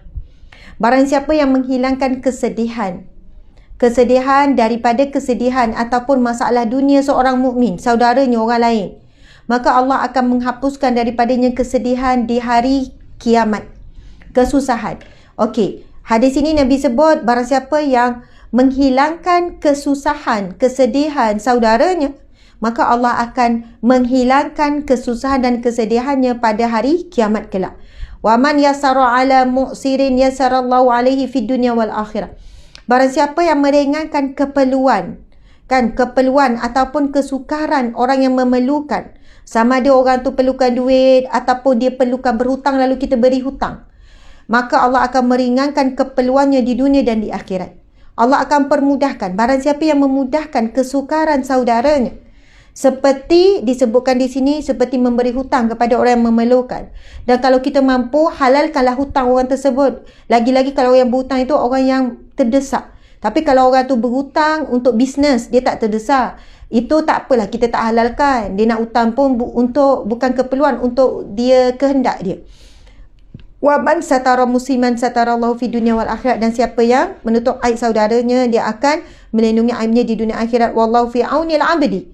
Sesungguhnya Allah sentiasa membantu hambanya. Maka nal abdu fi auni akhi. Selagi mana hambanya membantu saudaranya. Siapa yang nak hidupnya sentiasa dibantu Allah? Angkat tangan. Semua nak lah. Siapa yang nak hidupnya sentiasa mendapat pertolongan Allah, sentiasa mendapat perlindungan Allah, sentiasa mendapat pertolongan Allah, syaratnya adalah, hadis ini hadis yang sahih, Nabi sebut, wallahu fi aunil abdi. Sesungguhnya Allah akan sentiasa membantu hambanya. Maka nal abdu fi auni akhi. Sebagaimana hambanya selalu membantu saudaranya. Sebab itu tuan-puan sekalian, jangan takut dengan ujian dan masalah dalam hidup. Tapi takutlah saat diuji kita tidak dapat pertolongan Allah. Sebab Allah dah beri kita kekuatan sebenarnya untuk menghadapi ujiannya. Allah pun dah janji di dalam surah Al-Baqarah, la yukallifullahu nafsan illa wus'aha. Allah tidak akan bebankan kita melainkan kadar kemampuan kita. Allah dah ukur dah. Tepat ukuran Allah, tak silap sedikit pun. Ujian ni untuk orang ni dan dia mampu. Tapi kenapa ada orang depression, ada orang sekian-sekian tidak mampu? Kerana mungkin faktor utama tidak mendapat pertolongan Allah. Jadi macam mana kita nak dapat pertolongan Allah? Adalah dengan sentiasa menolong saudara. Sebab itu berhati-hati ketika kita menolak permintaan, ada orang minta tolong, kita nak tolak, fikir dulu. Bimbang saat kita perlukan pertolongan, Allah tak tolong kita. Jadi bila ada orang minta tolong, selalu permudahkan. Tak mampu nak tolong perfect, tolong sikit. Kan orang kata, boleh tak nak minta tolong sikit? Kita jangan, kau nak apa lagi, macam minta tolong. Tapi masa tu terus fikir, ya Allah, Allah sedang membuka pertolongannya untukku. Subhanallah. Tu kita terus positif, ada apa, insya-Allah saya akan cuba. Tolong sedaya upaya. Insya-Allah saya cuba. Sahabat-sahabat sekalian, ada seorang kita punya aktivis staff kita ni, namanya Puan Mumtaz. Subhanallah. Puan Mumtaz ni suami dia meninggal pada tahun lepas. Beberapa hari suami dia meninggal, saya pergi ziarah. Diceritakan suami dia meninggal dalam keadaan yang nak kata senang, wallahualam, tapi sihat lagi, kemudian meninggal mengejut lah. Kan tidur tak larat apa, kemudian suami dia cakap sesuatu, suami dia meninggal. Tak silap saya, meninggal pada hari Jumaat, malam Jumaat, dikuburkan pada hari Jumaat. Lepas tu bila saya tanya apa amalan, dua-duanya mu'alaf India, suami masuk Islam, isteri pun masuk Islam, anak-anak Islam. Subhanallah, mu'alaf tuan-puan sekalian. Orang susah kerja sebagai pemandu teksi, orang susah, orang miskin. Lepas tu bila suami meninggal, kita ambil dia dan anak perempuan dia jadi staf kita. Hari-hari kita bagi ni, subhanallah, dan mereka ada dengan kita. Sebenarnya staf Ustazah Asmat ni ramai mu'alaf, asnaf fakir miskin, ibu tunggal, orang kehilangan kerja. Walaupun orang kata Ustazah, bahkan suami saya dengan Ustaz Azmi kata Ustazah ni suka sangat ambil pekerja, jumpa tepi jalan lah, jumpa kedai makan lah. Memang betul. Bila kadang saya jumpa kat kedai makan, saya borak, saya tanya, Dek, baru ni hari minggu ni lah, saya ada jumpa seorang hamba Allah ni, ada seorang wanita ni, dia tegur Ustazah. Lepas tu bila dia bangun, dia pakai tungkat kan. Bila dia bangun, dia pakai tungkat. Lepas tu saya tanya, kenapa kak dengan kaki? Saya tanya, jumpa kedai makan kan, kenapa kak dengan kaki? Dia kata, kaki saya dah kena potong Ustazah, setakat lutut, tak ada kaki bawah ni. Lepas tu ada anak perempuan dia dekat sebelah. Lepas tu saya tanya, kenapa kak kena potong ya Allah? Lepas tu kata, akak kerja cleaner, on the way nak pergi cleaner kat pusat dakwah, kena langgar lagi, orang lagi. Lepas tu memang terus hancur kaki, potong. Subhanallah. Tuan-puan sekalian, saya tahu dia orang susah, maksudnya pergi tu jalan kaki, turun bas kan, turun bas, jalan kaki, jadi on the way tu kena langgar lagi, kaki kena potong. Lepas tu saya tanya soalan, suami akak macam mana? Kadang saya saja tanya nak tahu dia ibu tunggal ke apa. Dia pun kata, suami akak dah meninggal, kena langgar juga Ustazah. Allahu Akbar. 10 tahun lepas suami meninggal. Lepas tu anak perempuan sebelah duduk pegang tu kan, ya Allah Dek, kesiannya kamu Dek. Saya terus pegang anak perempuan tu kan. Saya kata, Dek, kamu kuat ya Dek. Ayah kamu meninggal sebab langgar, mak kamu hilang kaki sebab kena langgar. Kamu tak sempat, saya kecil Ustazah masa tu, 10 tahun yang lepas, saya masih kecil, tak kecil sangat lah, umur dia dah 10 tahun. Saya kehilangan, maksudnya ayah dia meninggal pun on the way pergi kerja, ayah dia kerja jaga, ayahnya kerja jaga kan, katanya naik motor, lepas tu jalan licin sebab minyak, lori minyak tumpah minyak, jadi ayah dia tergelincir. Masa jatuh tergelincir tu, ada kereta langgar, ayah dia meninggal di tempat kejadian. Jadi subhanallah, saya tu kata, Dek, awak datang, tanya dia sekian-sekian, datanglah dekat kedai Ustazah, kerja dengan Ustazah. Kita bagi terus gaji hujung minggu. Mak dia pun gembira, dia pun kata, Alhamdulillah Ustazah. Sebab apa? Mak memang tak boleh nak pergi kerja dah. Jadi harap pada anak ni walaupun masih muda, kan, masih remaja, saya kata datanglah, buat apa, kita bagi gaji hari ataupun gaji hujung minggu. Supaya kamu tak perlu ni. Mak dia pun gembira. Alhamdulillah dia datang setiap hari, buat kerja pun bagus. Masya Allah tuan-puan sekalian. Allahu Akbar. Saya kan selalu rasa macam nak ucap terima kasih sangat pada sahabat-sahabat yang selalu, saya kadang-kadang saya tahu ada orang yang beli buku Ustazah bukan untuk dia dah. Beli 10, beli 100, beli 200. Saya tanya apa? Dia buat hadiah. Bagi hadiah orang hospital, hadiah orang fakir miskin. Tuan-puan, hari tu kan Masya Allah, minta maaf lah tak ada buat kafe tapi cerita-cerita pula. Hari tu ada seorang mu'alaf datang dekat gerobok, kebetulan jumpa saya. Dia kata, saya Ustazah sebelum ni Buddha. Saya masuk Islam dah lebih kurang dalam berapa tahun. Orang tua dah, umur 50 lebih. Saya OKU. Dia tunjuk kad OKU dia. Saya Buddha, saya masuk Islam. Dia kata, Alhamdulillah, tapi saya kurang sangat faham tentang Islam. Saya kurang faham sikit pasal Islam. Saya pun susah nak baca buku pasal Islam. Saya kadang susah nak faham. Lepas tu dia tunjukkan buku Sahabat Dunia Akhirat. Dia kata, ini kan Ustazah, ini buku Ustazah kan? Dia kata, Ustazah, saya dapat buku ni, ada orang hadiahkan pada saya. Saya tak tahu orang tu siapa. Dan masa tu saya pergi mana, orang edarkan buku Ustazah, buku Sahabat Dunia Akhirat tu. Buku Sahabat Dunia Akhirat ni. Lepas tu Ustazah, saya baca buku Ustazah. Saya suka, saya faham banyak pasal Islam. Saya kata, dia umur 50 lebih, saya kata, makcik faham, makcik suka. Ya, senang. Makcik senang. Ringkas, mudah, makcik baca buku Ustazah, makcik bawa ke mana-mana. Dia ada kena dialisis, dia kata makcik bawa buku Ustazah ke tempat dialisis. Lepas tu makcik kempen pada nurse-nurse kat situ. Tempat dialisis tu. Buku ni. Dia lepas tu orang-orang situ pun beli buku Ustazah. Saya kata, ya Allah. Masa tu kan saya macam terharu. Saya kata, saya tak sangka. Maksudnya ada pihak yang beri hadiah, dan ketahuilah hadiah yang kadang-kadang anda bagi dekat mana-mana kan, kadang bagi madrasah, ia telah memberi satu kebahagiaan. Dia kata, Ustazah, tenang Acik faham banyak perkara rupanya ya. Allah sayang kita bila Allah uji. Acik masuk Islam, sakit itu ini, tak ada duit, miskin apa semua, keluarga tinggalkan, maksudnya ialah masuk Islam mudah. Lepas tu dia kata, seronok Ustazah bila kita tahu sebenarnya Allah sayang kita. Rupanya Allah uji sebab Allah nak bersihkan kita ya Ustazah. Saya kata, ya. Dia pun sebutlah apa yang dia baca dalam tu. Lepas tu makcik bawa buku ni, makcik tunjuk dekat orang, makcik suruh orang cari. Orang kata belilah, pergi beli dekat kedai Ustazah tu. Subhanallah. Tuan-puan sekalian, kita kan kadang-kadang kita tak tahu bagaimana apa yang kita buat sebenarnya memberi erti yang besar. Mungkin bagi kita adalah RM25. Bagi orang yang mampu, kita bagi apa sangat. Tapi bagi setengah orang, bila dia dapat sesuatu, benda tu telah mengubah hidupnya. Daripada dia sedih kepada dia bahagia. Daripada dia derita kepada dia gembira. Hanya dengan apa? Pengetahuan. Hanya dengan ilmu. Buku ni bukan hebat apa. Saya tulis tak hebat. Tetapi sebab dihimpunkan, disusun dengan firman Allah, hadis Nabi. Kekuatan sebenarnya kita dua saja. Sebab itu Nabi sebut, taraktu fikum amrayni. Aku tinggalkan kepada kamu dua perkara. Ma'in tamassaktum bihima lam tadilu abada. Selagi mana kamu berpegang dengan keduanya, kamu tak akan sesat. Kamu tak akan sesat, kamu tak akan kalah dengan ujian Allah ni selama-lamanya. Kitabullah wa sunnati. Nabi kata kalau kamu pegang dua perkara ni, kamu tak akan sesat. Kamu akan kuat. Kan? Kitabullah, Al-Quran dan juga sunnahku. Jadi kadang-kadang kita nak baca direct Al-Quran. Kita alhamdulillah itu terbaik. Baca Al-Quran, baca terjemahan. Namun buku-buku yang disusun menggunakan daripada merujuk Al-Quran dengan hadis, dia menterjemahkan. Maksudnya dia menguatkan, dia hanya mendetailkan saja, memberi mudah kefahaman kepada orang yang membaca. Oh, ini firman Allah, Allah nak sampaikan begini-begini.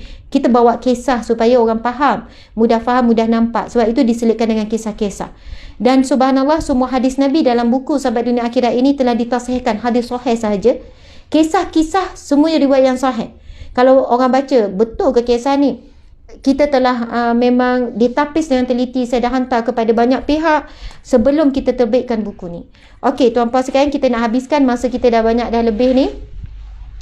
Okey, sebenarnya nak cerita pasal sedekah tu, tuan-puan sekalian, hari Jumaat sedekah, kita ada kongsi tu, akaun kita tu, sedekahlah RM5 pun, RM1 pun. Ada saya terima, saya tengok RM1, orang transfer RM1. Saya rasa alhamdulillah hebat orang ni. Saya pasti orang transfer RM1 ni, transfer bukan mudah cik. Buka akaun kan, tekan-tekan, lepas tu tekan RM1. Saya pasti orang ini benar-benar orang yang terdesak. Kan, tapi dia tetap nak sedekah, dia transfer RM1. Ada transfer RM3 pun ada. Ada transfer RM5. Jadi alhamdulillah, subhanallah. Jadi insya-Allah setiap sumbangan tu kepada asnaf yang kerja dengan kita bantu mereka. Kepada asnaf luar masjid. Hari Jumaat, hari yang paling ramai orang datang. Memang biasa hari Jumaat, kita punya gerobok tempat asnaf fakir miskin tu penuh, pagi sampai petang, tak muat kerusi, dia orang beratur. Tapi pada hari Jumaat juga ramai orang yang akan hantar infak, sedekah. Subhanallah, itulah kemuliaan hari Jumaat. Dan tuan-puan sekalian, yang datang ke gerobok asnaf ni, kalau Negeri Sembilan kita buat, ada orang cadang Ustazah buat setiap negeri, insya-Allah kita akan setting untuk buat setiap negeri. Doakan tuan-puan sekalian, teruslah kita bagi tahu. Kita akan buka outlet galeri Ustazah Asma, franchise outlet setiap negeri. Dah ramai orang minta. Kan, ada yang minta Kelantan minta, Terengganu minta, Kedah minta. Doakan kita akan buka setiap negeri, dan di setiap negeri akan ada gerobok prihatin yang mana orang asnaf fakir miskin kita akan buat cara yang sama sebagaimana Seremban. Seremban ni pilot project. Dan sekarang ni kita sedang renovate kita punya galeri Ustazah Asma. Daripada situlah nanti insya-Allah kita akan buat standard di mana-mana. Jadi kalau siapa yang nak buka outlet, memang ada kena keluarkan modal sendiri, bukan modal kami tak ada duit. Siapa yang nak buka outlet, nak buka franchise lah, galeri Ustazah Asma, semua produk Ustazah Asma, standard apa semua, anda boleh PM. Anda boleh PM ya. Anda boleh PM ataupun nombor telefon yang tertera lah. Hubungi pada nombor. Ini bukan stokis, ini bukan dealer, ini outlet. Kosnya agak tinggi. Kosnya sebab kena renovate apa semua, mungkin dalam 100,000 ke 200,000. Saya sebut awal-awal lah, 100,000 ke 200,000. Bukan Ustazah nak duit tu saya takkan ambil. Saya takkan ambil satu sen pun. Itu adalah untuk barang dan juga renovate apa semua. Sebab kita kena buat standard. Standard kita bukan standard high standard tak. Tapi biarlah satu Malaysia outlet Galeri Azmat tu sama, dan ada gerobok prihatin, dan gerobok prihatin tu bukan outlet tu yang tanggung. Sahabat amal tak akan tanggung. Jadi kalau ada di Kelantan satu, bagaimana kami di sini buat proses bila ada datang orang susah, isi borang, apa yang diperlukan, kita tanya gini-gini, semua keuangan sumbangan orang ramai kita akan sebarkan. Jadi kurang-kurangnya di setiap negeri adanya pusat sahabat amal care. Dia akan berpusat bersama dengan galeri tu. Jadi itu konsepnya. Galeri tu dia package sekali dengan gerobok prihatin tu. Tetapi jangan bimbang, bukan orang yang buka outlet tu kena tanggung kos gerobok prihatin tak. Tapi sahabat amal care akan tanggung. Mungkin keperluan untuk gerobok prihatin setiap negeri keperluannya 50,000 contoh. Sebab orang datang seminggu, kita kat sini dalam 20k. Maksudnya orang main minta bantuan, kita hantar. Jadi semua itu ditanggung oleh NGO. Jadi jangan bimbang. Siapa yang serius, bukannya Ustazah saya tak ada modal besar tu saya, tapi saya nak buka. Kami tak ada duit, tuan-tuan puan sekalian. Sungguh kami tak ada duit untuk menanggung. Jadi kita buka ni siapa yang ada keuangan, Allah beri rezeki yang banyak, lalu nak berniaga sambil memberi, sambil bersedekah, boleh hubungi pada nombor yang tertera. Kita dalam proses nak bina setiap negeri ada satu outlet galeri UAH Ustazah Asma, dan package bersama dengan gerobok prihatin, yang mana di situ jadi pusat kebajikan, amal, dakwah dan kebajikan. Macam kami ni non-muslim ramai datang. Non-muslim datang, kita akan bagi flyers tentang Islam, tentang Nabi Muhammad, kita ceritakan tentang Islam. Automatik yang jadi kerja dakwah yang berterusan. Subhanallah. Okey, kita nak sudahkan ni. Masya Allah, minta maaf ya. Okey, sahabat sekalian, dengan baki wang inilah mereka menghantar wakil salah seorang daripada antara mereka pergi ke kota untuk mencari makanan. Falyanzur ayyuha azka ta'aman, dan hendaklah dia melihat makanan mana yang lebih suci. Maksudnya hendaklah dia memilih makanan yang paling baik, halal, banyak dan harga berpatutan. Melalui potongan ayat ini, sebagian ulama tafsir berpendapat salah satu ciri keistimewaan ataupun kekuatan para pemuda Al-Kahfi ini adalah mereka merupakan golongan yang sentiasa mencari makanan yang halal. Itu kekuatan Ashabul Kahfi. Dan kalau kita nak ada kekuatan yang sama seperti Ashabul Kahfi, nak dapat sama mungkin mustahil, susah, sebab mereka ni golongan pemuda yang sangat hebat, suci, bersih. Tetapi sekurang-kurangnya kita dapat serpihan, percikan. Dan kekuatan mereka adalah mereka mencari dan menjaga sumber makanan. Wal yatalattaf, dan hendaklah dia berlaku lemah lembut dengan bersungguh-sungguh, iaitu hendaklah dia sentiasa berlemah lembut dan berbuat baik, berinteraksi dengan penduduk kota agar tidak ditipu, juga sentiasa bersikap berhati-hati dalam perbelanjaan dan sepanjang perjalanan pergi dan pulang. Wala yush'iranna bikum ahada, dan janganlah dia melakukan sesuatu yang menyebabkan sesiapa pun menyedari akan kamu. Hendaklah dia berusaha semaksimal mungkin untuk menyembunyikan jati diri agar tidak dikenali. Maksudnya kawan-kawan Ashabul Kahfi yang wakil untuk keluar pergi cari makanan tu dipesan supaya hati-hati, jaga diri. Jangan sampai kita ni bocor rahsia kita ni siapa. Subhanallah, Allahu Akbar. Dan sebagai penutupnya, kita baca ayat yang ke-20. Ini kerana ketika mereka melarikan diri 309 tahun sebelumnya, para pengikut Raja Dyanus sedang mencari mereka. Oleh itu mereka perlu berhati-hati agar pengikut raja tersebut tidak mengetahui keadaan mereka. Jadi ayat 20 Allah menyambung firman-Nya, Bismillahirrahmanirrahim. Innahum iyazharu alaikum yarjumukum aw yu'idukum fi millatihim walan tuflihu idzan abada. Maksudnya sesungguhnya kalaulah mereka mengetahui hal kamu, tentulah mereka akan merejam dengan membunuh kamu, atau mereka akan mengembalikan kamu kepada agama mereka secara paksa. Dan jika berlaku demikian, kamu tidak sekali-kali akan berjaya selama-lamanya. Walan tuflihu idzan abada. Kamu tidak sekali akan berjaya selama-lamanya. Okey, kita tengok apa maksudnya di sini. Okey, Firman Allah, innahum yazharu alaikum, sesungguhnya kalaulah mereka mengetahui hal kamu, kalau terbongkarlah rahsia ni, iaitu jika pengikut Dyanus mengetahui di mana Ashabul Kahfi bersembunyi, mereka akan dapat menangkap para pemuda tersebut. Yarjumukum au yu'idukum fi millatihim, tentulah mereka akan merejam dengan membunuh kamu, atau mereka akan mengembalikan kamu kepada agama paksa. Yang ni kalian juga akan dibunuh dengan cara direjam, diseksa dengan kejam, hingga kalian kembali pada agama syirik mereka. Dan kalimah walan tuflihu idzan abada, jika berlaku demikian kalian tak akan berjaya selama-lamanya. Ia ada maksudnya antaranya adalah, iaitu jika penduduk kota dan mengikut Dyanus mengetahui akan hakikat keadaan para pemuda Al-Kahfi ini, siapa sebenarnya mereka, di mana mereka akan menyembunyikan diri selama ini, mengapa mereka menyembunyikan diri mereka, hanya ada dua pilihan: mati terbunuh atau kembali kepada syirik. Pada ketika ini tiada keuntungan apa pun bagi mereka, sama ada di dunia maupun di akhirat kelak. Subhanallah. Sebenarnya disebutkan di sini, jika mereka dibunuh, kan, jika mereka ada dua pilihan saja, sama ada mereka terbunuh ataupun mereka kembali kepada kesyirikan lalu selamat. Dan keduanya, dan pemuda ini kita yakin dan pasti mereka akan memilih untuk tetap dalam iman kalau mereka ditemukan kembali oleh Raja Dyanus dan tenteranya. Apabila mereka tetap dengan keimanan mereka, maka mereka akan direjam, akan dibunuh.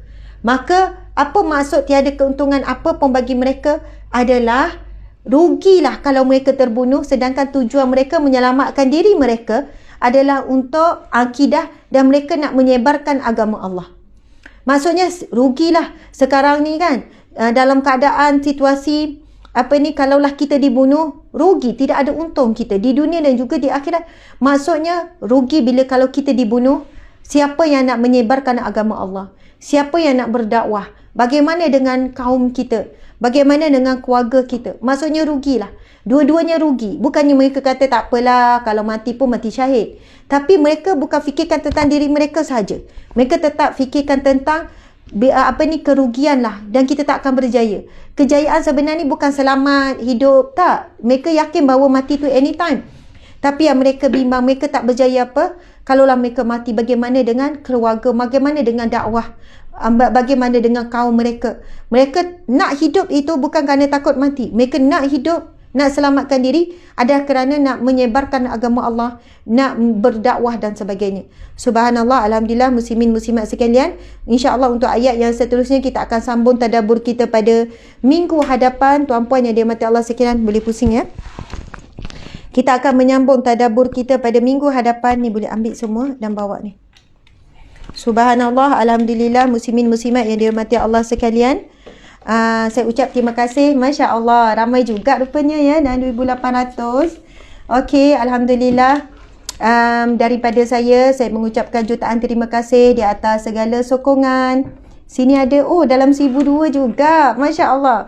Tak tahu sebab pusing tu, jadi saya tak tahu berapa orang lah yang tengok saya tu, kan. Jadi alhamdulillah muslimin muslimat dirahmati Allah sekalian.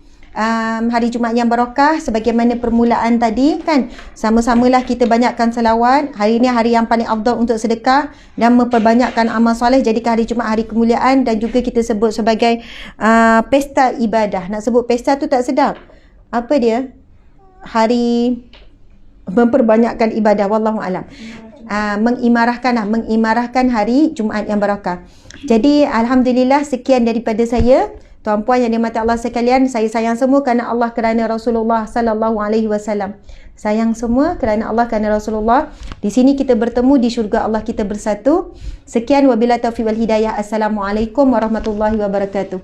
Makasih rangkaian batik, Maksum Serunding, Hati Nuraisha, Nur Hayati, siapa lagi ni? Ramai ni. Saidah, Nadia Sabri, subhanallah, Raja Nazrin. Okey, Raja Nazrin. Okey, subhanallah, siapa lagi nama ni? Perara. Gitu. Daripada Brunei, nanti datang Brunei ya. Supia N. Razak, Nadia Sabri, rangkaian butik, Hartini Atika. Masya Allah, alhamdulillah, makasih semua. Tak boleh nak sebut semua. Nadia ni tak bergerak pula. Ada ni, patut kena buat macam ni. Ramai komen, Masya Allah. Okey, insya-Allah sahabat sekalian, kita tangguhkan majlis ilmu kita dengan tasbih kafarah dan surah Wal As. Bismillahirrahmanirrahim. Subhanakallahumma wa bihamdika asyhadu an la ilaha illa anta astaghfiruka wa atubu ilaih. Bismillahirrahmanirrahim. Wal 'asri innal insana lafi khusr illa allazina amanu wa 'amilus solihat wa tawasaw bil haqqi wa tawasaw bis sabr. Sadaqallahul azim. Okey, ada yang suruh sebut nama saya Ustazah. Trendy Kids Pijamas. Siti Nurbayasin. Terima kasih ya. Siapa yang cakap saya sayang Ustazah, saya pun sayang semua kerana Allah, kerana Rasulullah. Hartini Atika. Okey, siapa lagi nak suruh saya sebut nama? Kalap kaki makan. Kelab kaki makan. Sekan kalau nama di Instagram memang pelik-pelik. Bai Zura, Bai Ropi Crunch Senawang. Okey, Hartini Atika. Ni subhanallah. Tolong gerakkan dik. Ni ada ni. Okey, Perara lagi, Sofi Jun, Zaitun, Munira, Azira Azmi saya. Okey, saya dah sebut ya. Aki Jangmi, Siti Marhama, Ina Nur. Lagi siapa ni? Hajah Ruzana, Siti Nurul Izzati, Emma Basir, Masya Allah, Sofia Mukhtar. Terima kasih sahabat-sahabat semua, kita jumpa lagi. Dan kepada siapa yang ada urusan dah boleh bertolak. Macam itulah. Dan saya nak habiskan sebenarnya tak apa, sekejap je. Ini sekejap je. Sekali lagi saya nak buat sebagai penutup sebab kita nak habiskan stok. Sehinggalah habis stok, lepas ni saya tak ada elan lagi dah. Tak apa, Ustazah nak tunjuk sempitah lalu je sebab tak boleh nak lama dah. Kita masih lagi membuka kepada siapa yang nak membeli planner baik Ustazah Asma. Planner tahun 2021 ada 2 planner. Planner wanita paling bahagia dan planner sekeluarga menuju syurga. Sahabat sekalian, planner ni tinggal berpuluh-puluh saja lagi. Dan kami memang berharap planner ni habis. Bukan sebab nak semata-mata nak clear stock, tapi planner ni sangat istimewa. Tapi kami masih ada lebih kurang 300 lebih planner keluarga. Planner wanita lebih kurang tinggal 20 lebih, tapi planner keluarga yang masih banyak. Tuan-puan sekalian, planner keluarga ni sekarang kita nak habiskan stok. Kita bagi ni planner keluarga ni, pengisian dia sangat mendalam, Masya Allah. Cuba kita tengok pengisian di dalamnya. Planner keluarga, jangan salah faham. Ustazah, saya nampak best planner. Dua-duanya best, dua-dua ada kandungan istimewa. Semua sama, dari sudut kandungan sama kecuali pengisian saja. Pengisian planner wanita dia lebih kepada kewanitaan. Lebih kepada kewanitaan lah. Kan? Lebih kepada kewanitaan. Pengisian pun bab wanita-wanita sajalah. Kan? Tentang wanita, Masya Allah. Cerita kisah wanita. Tip-tip wanita. Tip wanita bahagia. Macam tu lah kan. Style talk. Lepas tu macam kita tengok permulaan tu. Mana dah? Contoh wanita bahagia. Sebab tak ditanda ni dek. Sebab tu tak ada ditanda ni. Ustazah, ciri-ciri wanita bahagia. Pengisian tentang wanita lah. Okey. Tapi pengisian tentang jadual semua dalam ni sama. Kalau kita tengok ada 30 hari challenge ibadah khatam Al-Quran. Ini planner keluarga ya. Sekeluarga menuju syurga. Lepas tu ada Al-Kahfi, catatan untuk setiap minggu baca Al-Kahfi. Ada catatan ni. Minggu 1, minggu 2, minggu 3, minggu 4. Bulan Januari. Dah habis. Februari tanda. Setiap hari Jumaat baca Al-Kahfi. Ini senarai nama ahli keluarga. Masya Allah. Kemudian surah Al-Mulk untuk setiap hari. Tengok. Januari, Februari, Mac, April, Mei, Jun sampai Disember. 1 hari bulan sampai 31 hari bulan. Jadi kita nak setiap hari kita tanda, kita baca Al-Mulk. Dan ini kenapa besar, tulis nama ahli keluarga dalam kolom ni. Mak, ayah, adik-beradik semua tulis. Okey, kemudian kita ada visi misi dan catatan lakaran ke syurga. Ini adalah jadual untuk sedekah hari Jumaat. Minggu pertama, minggu kedua, minggu tiga, minggu keempat. Januari kita tanda. Hari Jumaat mesti wajib sedekahkan. Bukan kita ibu ayah, wajibkan juga anak-anak. Ajar mereka supaya suka bersedekah pada hari Jumaat. Minggu pertama, minggu dua, minggu tiga. Kita sekarang berada pada minggu ketiga pada hari Februari. Kita lorek-lorek supaya semua lengkap. Okey. Kita tengok contohnya ada doa memohon zuriat yang soleh. Okey, keluargamu. Okey, keluargamu. Okey, kita masuk pada jadual. Jadual ni tuan-puan sekalian, kita boleh tengok ada bilangan ni, muka surat ni. Muka surat Al-Quran, baca muka surat hari ni pada 7 hari bulan, contoh baca muka surat berapa. Semua ada catatan tu supaya nak Kita kadang lupa, kita baca habis. Kita nak target khatam Al-Quran setiap minggu, setiap bulan. Masya Allah, sebulan sekali kalau boleh kita khatam. Kita tengok ini ada catatan untuk mingguan. Hari Ahad boleh catat, hari Isnin apa, Selasa apa. Dan menariknya, cuba kita tengok terus ada catatan di sini, lorekkan tazkirah time. Lepas tu pencapaian mingguan, nota. Kita ingatkan bila malam baca Al-Mulk. Kita tengok pada hari Khamis buat apa, puasa sunat. Hari Isnin kita buat catatan sini, puasa sunat jangan lupa, puasa sunat. Hari Jumaat baca surah Al-Kahfi, semua ada. Okey, kalau kita tengok seterusnya, inilah catatan mingguan. Kemudian kita tengok ciri kosakata cari kosakata Asmaul Husna. Ada game sikit untuk anak-anak. Kemudian ada fit kekeluargaan. Lepas tu bab bersenam, jom bersenam, target nak senam apa. Kalau saya senang tu je, tali skipping tu. Murah pun murah, sihat pun sihat. Orang perempuan kita kena bersenam, ia keluarkan peluh, kulit jadi sihat, kulit jadi cantik, badan pun cegas. Saya pun bersenam tuan-puan. Saya jaga kesihatan, saya bersenam. Nak cegaskan badan kena bersenam. Kita ada catatan untuk keuangan. Okey, sekarang yang saya nak maklumkan, planner wanita lebih kurang tinggal 20 lebih, 30 lebih. Tak banyak dah, tapi planner keluarga ada lagi 300 lebih. Okey, kita tengok pula rekod solat. Jom solat pada awal waktu. Jadi, kalau siapa yang dah habis tak dapat beli planner wanita, bagi saya, beli planner keluarga pun tak ada masalah, boleh guna untuk individu. Contoh subuh, awal kita nak subuh pada bulan ni, ada jadual ni, nak subuh awal waktu. Kita tanda awal ataupun antara atau lewat. Kita tak nak merah ni. Kita nak catatan awal waktu je, awal waktu je. Subuh 1 hari bulan sampai 31 hari bulan. Ini untuk Januari contohnya. Lepas tu Zohor pula asar. Masya Allah. Ini catatan kesyukuran. Saya nak mengajar diri kita, bila ada sesuatu yang kita syukuri, tulis. Lagi banyak kita tulis, lagi banyak nikmat kita dapat. Itu janji Allah. La in syakartum la azidannakum. Kalau kamu bersyukur, pasti aku akan tambah. Tulis. Kita dapat kecil ke besar nikmat, tulis. Belajar menulis nikmat Allah bagi. Allahu Akbar. Contoh kita ni adalah kata-kata indah, masuklah bulan Februari. Begitulah setiap bulan akan ada tazkirah, akan ada catatan istimewa. Tengok ni, bolehkah wanita hamil, tayang baby bump. Ada setiap bulan hadis Nabi tentang kekeluargaan. Tengok kelebihan-kelebihan doa, lagi doa anak rajin menunaikan solat. Kemudian ada lagi tentang, kita tengok ni doa, lagi doa, dikurniakan kesabaran, limpahan kesabaran, fit kekeluargaan, akikah dan sebagainya. Ini doa lagi, ada selingan, banyaklah. Sebab itu dia bukan sekadar planner, tapi dia juga adalah satu buku lengkap untuk buat pengisian. Bagi saya tak rugi kalau kita beli walaupun dah bulan 2. Kita tengok ada keistimewaan. Ni apa ni? Comel je ni.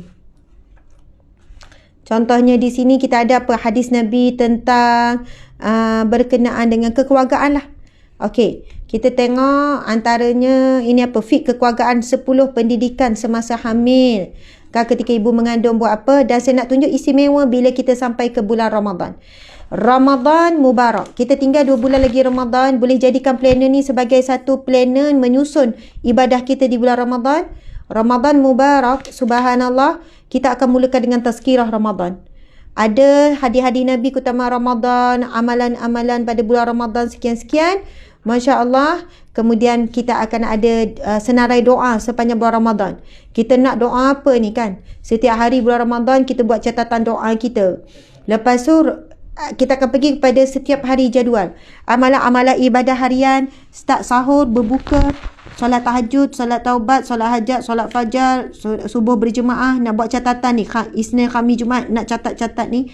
Tadarus kita, tarawih kita, apa semua. Tadarus mula muka surat berapa, habis muka surat berapa. Supaya setiap hari Ramadan kita ni, subhanallah, kali ini Ramadan kita nak buat Ramadan yang terbaik, siap kita ada jadual planner Ramadan. Bila masuk 10 hari yang terakhir Ramadan, dia ada peringatan. Dia ada peringatan lah, dia bagi tahu. Kita masuk hari ke-10. Dah masuk malam terakhir, kita pun ada peringatan sikit. Kemudian kita meningkatkan lagi kualiti ibadah kita, Masya Allah. Kemudian bila Syawal tiba, adalah perkara-perkara sunat di pagi Syawal, Masya Allah. Kemudian doa mohon keampunan. Lepas tu tabung korban. Persiapan pula untuk menyambut Hari Raya Korban adalah catatan untuk simpanan ibadah korban supaya kita satu keluarga boleh buat ibadah korban. Masya Allah. Itulah dia tuan-puan sekalian. Siapa yang beli set lengkap begini, set lengkap ni, dia akan diberikan bersama dengan Al-Maqsurat, Al-Maqsurat dan juga dengan apa ni? Tazkirah time. Siapa yang beli dengan kotak, beli set kotak macam ni, anda diberikan kotak yang tebal, yang keras, yang berkualiti tinggi. Subhanallah, siap boleh pegang. Nampak Asma Harun sekeluarga menuju syurga. Subhanallah, Asma Harun sekeluarga menuju syurga. Kotak lengkap ni, sebab apa saya minta buat macam ni? Sebab saya kata kalau sekeluarga balik kampung, sekeluarga pergi mana-mana, sekeluarga ni, mereka boleh bawa balik ni. Dalam ni dah lengkap dah. Ada Al-Maqsurah dengan Al-Quran, 5 surah, pilihan sekali dengan fadilat. Kemudian ada tazkirah time. Diberikan sekali tazkirah time. Bila time tazkirah boleh rujuk buku ni je. Boleh merujuk antara buku inilah selain pada buku-buku lain. Sebab itu set ini dia dibawakan dalam kotak. Dalam ni ada planner, ada Maqsurah, ada tazkirah time. Al-Maqsurah ni antara himpunan doa-doa Nabi yang maksur, dan ada 5 surah dalam ni. Surah Al-Kahfi, surah Al-Mulk, surah Al-Waqi'ah, surah Ar-Rahman dan juga surah Yasin. Ada terjemahan bersama, kemudian ada fadilat dia. Contoh kalau kita tengok surah ni, surah yang first ni adalah surah, sekejap,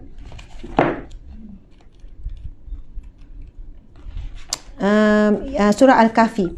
Terus diterangkan tentang surah Al-Kahfi apa dia, kemudian kelebihan membaca surah Al-Kahfi, fadilat dia, diceritakan tentang fadilat surah Al-Kahfi. Kemudian kita baca surah Al-Kahfi, terjemahannya kita susun belakang. Masya Allah. Jadi Alhamdulillah, mudah-mudahan ini ikhtiar kita untuk sekeluarga menuju syurga. Sebab tu kita bagi tajuk sekeluarga menuju syurga, satu planner yang menyusun aktiviti keluarga. Mudah-mudahan keluarga kita ni sentiasa berada di track yang betul menuju ke syurga. Okey, jadi saya tak nak ulah panjang tentang ada satu planner muslimah, tapi saya mohon maaf, planner muslimah ni dah nak habis stok dan kita tak akan cetak lagi kan, mungkin untuk tahun depan lah pula, tahun 2022. Jadi planner muslimah memang antara planner yang sangat laju lah. Dia untuk wanita, dia cerita-cerita kewanitaan, tapi mana tahu siapa yang ada rezeki, mana yang ada lebih kurang dalam 20 lebih saja lagi, mungkin rezeki anda, tapi yang ada masih banyak adalah planner keluarga. Sekian sekali lagi sahabat-sahabat, terima kasih. Selamat hari Jumaat, hingga bertemu lagi. Malam ini tuan-puan sekalian, saya bersama dengan Ustaz Kazim Ilyas. Malam ni pukul 9 bersama dengan Dato' Ustaz Kazim Ilyas. Ikuti kuliah malam ini istimewa dengan Dato' Ustaz Kazim Ilyas. Sekian, Assalamualaikum warahmatullahi wabarakatuh.